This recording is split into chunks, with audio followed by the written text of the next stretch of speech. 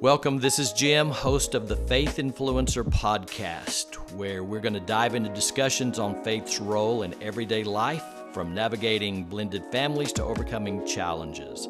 I'm a husband, a father, a Bible teacher, an advocate for applying faith to everyday life. So tune in as I share personal stories, valuable insights, and practical wisdom. Welcome back to Faith Influencer. This is Jim Cunningham. I'm excited to talk about what we're going to talk about. Let's see how excited you are to talk about it. Here's the truth. The truth is women nag. Women are quarrelsome. Women like to be contentious. That's the word for the day. Now, let's use the word nagging. Nagging women. That's what we're going to talk about. And I got a lot to say about it. And I have a suspicion that you have a lot to say about it as well. So I want to give you some different directions as we talk about nagging women. Some of it's going to come from women. You may be surprised what women think about women. I'm going to tell you what some men say about when they get together and they're talking about their wives. I'm going to tell you about some of those conversations. But our subject today is the nagging wife. So let's just jump right into it. Put your comments below as always, and we appreciate that. If you deny that women nag, you're blind. If you deny that women nag, maybe you just don't know the definition of nagging. The truth is that women nag. I'm going to tell you why later. Women nag, but the reason they do it is varied. And it is often disguised, so you would even deny that you nag your husband. And I'm going to show you that maybe you're nagging your husband, you don't even know it. Now, let's just say in the beginning, there's no way that we can talk about a nagging wife and say in any way that it's okay or in any way that it's good. I just throw that out there in the beginning because a lot of you want to justify it. In the end, hang on till the end, because in the end, we're going to talk about those ways that you try to justify that. And then we're going to give you one solution in the end. So here's the nagging wife. The nagging wife is constantly nagging her husband, bottom line, because she thinks he's not doing what she wants him to do. There are things that she wants him to do, so she nags him. He's not doing certain things, so she nags him. Now, some of you just outright say, yep, I nag my husband. I know I do. But a lot of you are going to say, I'm not a nagging wife. Probably you are. You say, no, I'm not. I'm not a nagging wife. Okay, think about this. In some ways, nagging is hidden. Let's just say it's hidden. That's what I'm going to call it. Someone said, I'm listening to a guy, and he says, why is it that women can be so mean, except before you get married? He said, you're dating, and they're hiding all of this stuff inside of them, who they really are. They don't nag you. They think your jokes are funny. They don't care that you're not doing this or doing that while you are dating. They don't even comment on your driving while you're dating. Your driving's just fine. All of this while you're dating. And then he said, why is it that when you get a marriage license, all of that fades away and all of this stuff that you didn't know was inside of her begins to come out? Now she's nagging you about your driving. She's nagging you about the light needs replaced. She's nagging you because she needs help with the dishes. She's nagging you because the lawn wasn't mowed yesterday. She's nagging you for all of these things. But where was that when you were dating? So is a marriage license a license to nag? Well, that's a good question, but for a lot of you it is. It's hidden until you get marriage. Is a marriage license a license to say whatever you want to say? Is it like Now that we're married, I can be as unkind, mean, nagging as I want to be because we're married. No. Let's take a next step. Let's call this passive aggressive nagging, or let's call it covertly nagging. One man said, and I find this funny, he said, the worst phrase that ever comes out of my wife's mouth is, we need to do this. There's no we. Why does she say we need to go do? That's not what she means. This is a covert statement. This is a passive aggressive statement.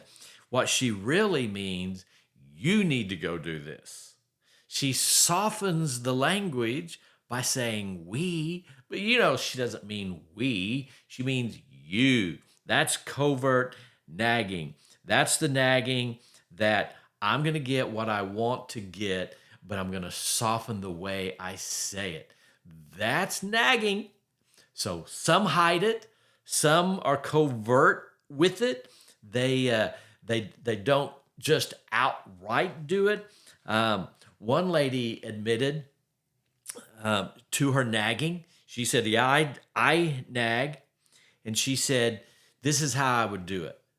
And this was her own testimony as to how she would nag her husband. I mean, it's playing these games, but this is what she did. Have you ever done this? If you, by the way, I'm going to tell you what he said his wife did, or what the wife said that she does to her husband. And if you do this kind of thing, shame on you. This is what she said. She said the sink would be full of dishes. And she said, I expected him to help with the dishes. So I say, honey, see the sink over there? It's got all these dishes in it. I need your help. Could you knock the dishes out? He responds however he responds. She says he doesn't move off the couch. He keeps watching TV. An hour later, she says it again. Honey, will you go do the dishes? They've been sitting there all day.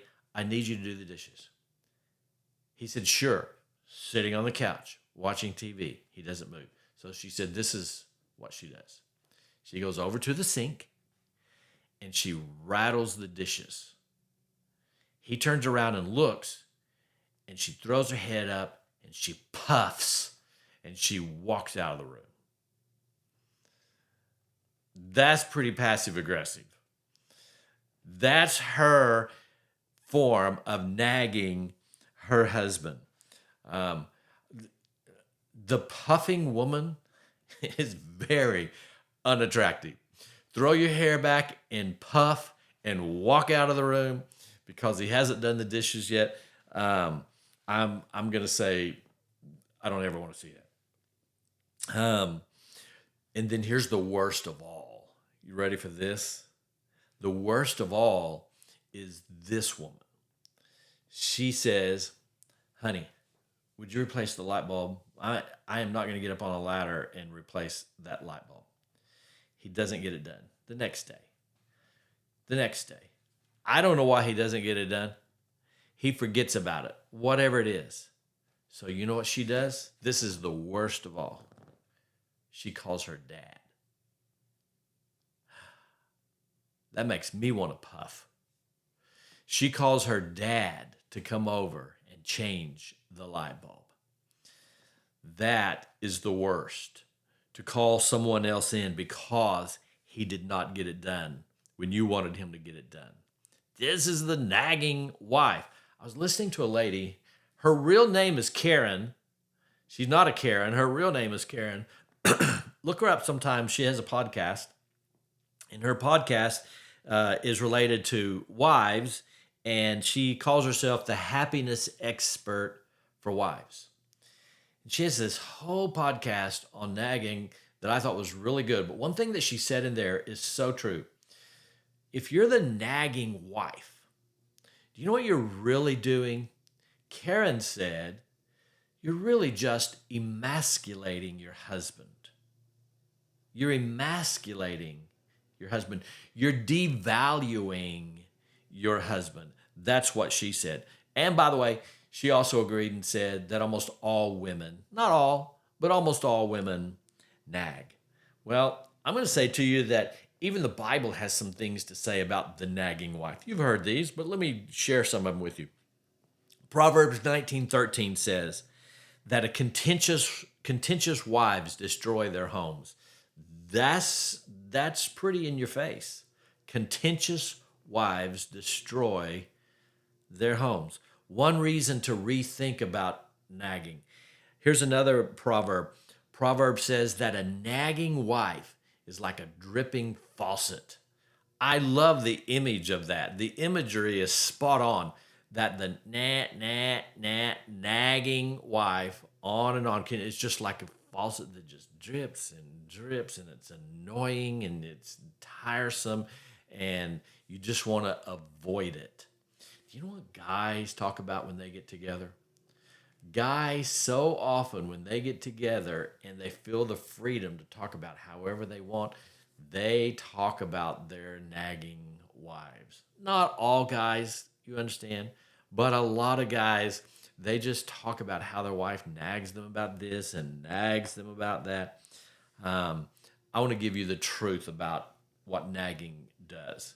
So all of you wives who are listening to me and mad at me right now, I want to tell you the truth. The more a woman nags, a man is less willing to accomplish what she's trying to get him to do. Okay, I'm going to say it again.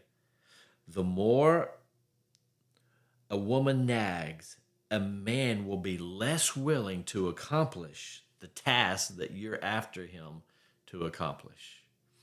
That's what happens with nagging. Um, so the Bible makes it very clear about a nagging wife, and what do we do? So let me say something to you men. How are you to respond to a nagging wife? Well, there's also a right way and a wrong way to respond. If you sir have a nagging wife, so all the nagging wives are still listening. I'm getting ready to tell your husband something, and you're not going to like it. But listen, men, if you're the husband and you have a nagging wife, and I'm talking about a real nagging wife. This is what her mother did. This is what her grandmother did. They just nag their husbands to get things done. That's how they do it. What do? She's contentious. She's quarrelsome. She wants to get in arguments with you. She's this nag. What do? You be very firm, kind, but firm. Men, do you know what happens when your nagging wife pushes you and you respond like her child? That's where this nagging can end up, where your husband becomes one of your kids. Do you know what happens when your wife nags and you get to this point that you're almost fearful of her nagging? And why are you fearful? Because she's going to get mad at you and puff and walk out of the room and not talk to you. And so when she brings something up, all of a sudden you have this chill that goes through your spine because she's getting ready to let you have it. She's getting ready because you didn't accomplish what she wanted to accomplish. And so what do? And you jump up and you run and do it. You know what you've done? You've just devalued yourself in her eyes. Did you hear what I said? If you become one of her children and you jump and run because she told you to do something, you devalued yourself in her eyes. She doesn't look at you the same. You say, what are you talking about? I'm talking about this wimpy response that you have is not really the response that she wants. What happens is when you respond like that, she loses respect for you. That respect is gone because you're not being a man, you're being a kid, you're being a child, you're responding like a child, you're like getting in trouble by your mother. So she disrespects you. And if she doesn't respect you, she's going to continue to do it. One, and two, she's not going to want to have a husband-wife relationship, an intimate relationship, because she sees you not as her spouse, but as her kid that she can boss you around. So, men, what do? You're always kind, but you're firm. And you may need to just stop and say, honey, disrespecting me is not going to be allowed. You can't talk to me that way. I'm not going to talk to you that way. And so I want you to know anytime that you want to talk to me in a tone of voice and disrespectful, we're not having a conversation because it doesn't justify a conversation with someone who talks that way. Just be firm. You say, but she's going to get mad if I say that. Then let her get mad. You say, she's going to walk out of the room and huff and puff, the puffing woman, right? She's going to walk out of the room and huff and puff. Then let her go. That's okay. Let her walk out of the room. Let her huff and puff. She's going to go call her mother. Well, fine. Who cares? You be firm. In the end, you take a stand. You're kind, but you take a stand because you're the man of the house. Come on. You're the man of the house. In the end, she's going to respect you, not devalue you. So, why are so many women controlling and nagging like this? And I threw in a new word for you just there, controlling. You know what? It really started in the beginning. It started, you remember the fall with Adam and Eve? And you remember there was a curse? Wasn't a good thing, it was a curse. There was a curse that came in Genesis 3:16 when he said, okay, this is the curse on the man, and this is the curse on the woman. And God said to the woman, the thing that you're going to cherish the most is going to be the most painful, and that's childbirth, having a child. You're not going to have what you cherish so much without going through pain. That was one. And then the other is that there's just going to be this something inside of you that's going to have this inclination to control your husband. You're going to want to control him. That's a part of the curse, by the way. But the way that most women try to control is by nagging. It's how you control. So let's get to the end. I've been talking about a nagging wife. So what about you, nagging wife? You tell me why. You speak. It's your turn. You justify why you're doing it. Well, I've written it down because I've heard you.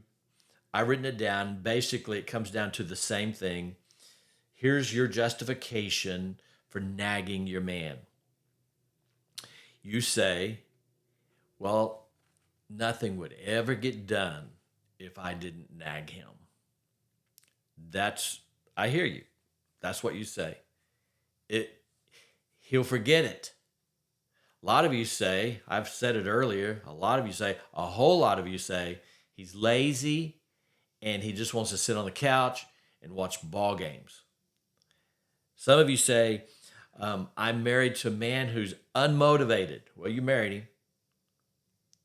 But he's unmotivated. He has no motivation to do anything. He doesn't care that the yard's not mowed. He doesn't care that he's unmotivated. I hear you. That's what some of you say. So your response is, if I don't stay on him, he's not going to do it. Some of you say kind of the same thing. Some of you said, well, he has no ambition. I mean, he'll go to work and make money, but besides that, when he comes home, he has no ambition at all. That's what I hear you saying. Remember the title of this podcast, Faith Influencer.